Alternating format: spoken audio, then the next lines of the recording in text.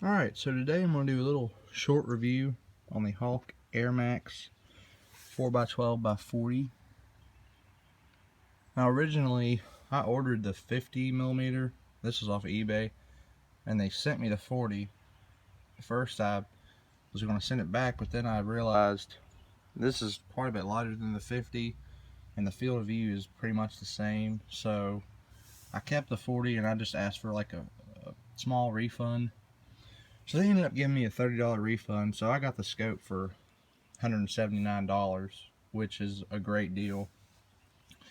Originally I got it for $209, but that was supposed to be for the 50mm. And the package said 50mm, but obviously the scope is a 40mm. So overall this scope is pretty nice. The reticle, I'm not a huge fan of it, but it's not bad. It's glass etched. You can't really tell how good the field of view is on this, but the field of view on this scope is just unreal. I mean, with your naked eye it's a little bit better. That black in there is all the way out to the edge of the ocular eyeball. There's like a little bit of gap, right now, but whenever you actually have your eye up to it, there's no gap. It is just unreal how much you can see with this. There's a little bit better shot of the reticle. It's just so thin, and a thick brush kind of makes squirrels a little harder to get your crosshairs on, and thick brush, but you know, they're not bad. Like, see over there, it's just kind of hard to see it because it's so tiny, but it is good for accuracy because it's such a small, fine reticle. Really helps you get a good aiming point. Just as a comparison, here is my Barska 6x24x50.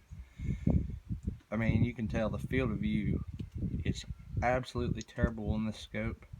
I mean, it is super bad. The reticle is just a simple mil dot reticle, and it's really easy to see even in thick brush. But the price point of this scope is about $100 less, close to $100 less, and that's the quality you get.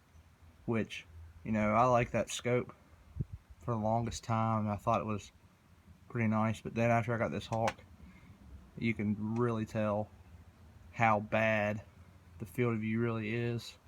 Clarity isn't bad, but the field of view is just terrible. It's absolutely terrible. So your parallax adjustment will go from 10 yards out to infinity, which 200 yards and then infinity. I like to keep mine on about 25 because most squirrels you see are from anywhere from 15 to 40.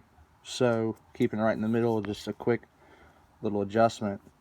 You can have it to 20, 40, whatever, and it makes it a lot easier just to keep it in the middle of where you think you'll see your game. The zoom on this goes from 4 to 12 for this model, and this is kind of stiff at first, but after you use it a little bit, it works itself out. But it's got nice rubber grips on it. Right there is the elevation turret. The turrets are really stiff. You can hear just little defined clicks. Now here's the ocular eye bell.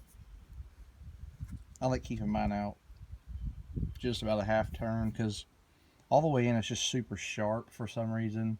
I like to have it out a little bit. It also kind of increases your field of view, seems like.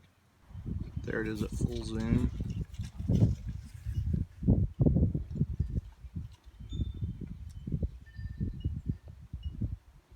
You can see pretty good with the 12 zoom, but really when you're hunting, you really only use probably about 4 to maybe 8. I mean, you don't want to zoom in all the way unless something's super far away. So I guess the real question would be, was this scope worth the $200 that I would have originally paid for it? You can get the 40 for around 200, probably a little less on eBay. I got mine for 179, but that was just because they messed up my order. But for me, I think it's definitely worth it. I mean, this is super high quality air gun scope. And I don't think this is the cheapest Airmax they make. I know it's not. I mean, you can buy cheaper ones than this, or you can buy way more expensive ones than this. But, you know, for somebody who uses an air gun as much as I do, which would just be for squirrel hunting and like the occasional starling in my yard, I can say it's definitely worth it with the field of view and just how clear the optics are. I mean, you can go out and buy a $100 scope or under to put on a $500 air rifle, but really you're not getting the full capabilities of the air rifle if your optics are so cheap. You don't really realize how cheap yours are until you get something that's, you know, a lot higher quality, like a Hawke. You don't really realize how bad they actually are. And that bar scope would have been okay, but the field of view on it was, it's just not very good. For hunting, you really want something like this. That field of view is just unreal, and the camera doesn't really pick it up that great. But I mean, this thing has such a good field of view. I mean, you wouldn't really even believe it if you've never had an optic like this. I mean, it's just exceptional. Just as a comparison, here's the Hawke Vantage. You can see the field of view is quite a bit less, but this is still a really nice scope for an air rifle. The Vantage is their budget line of scopes. The field of view isn't as great, but it's still a nice scope. And I had this on my 6.5 Creedmoor this year. Killed my biggest buck ever with this scope on there.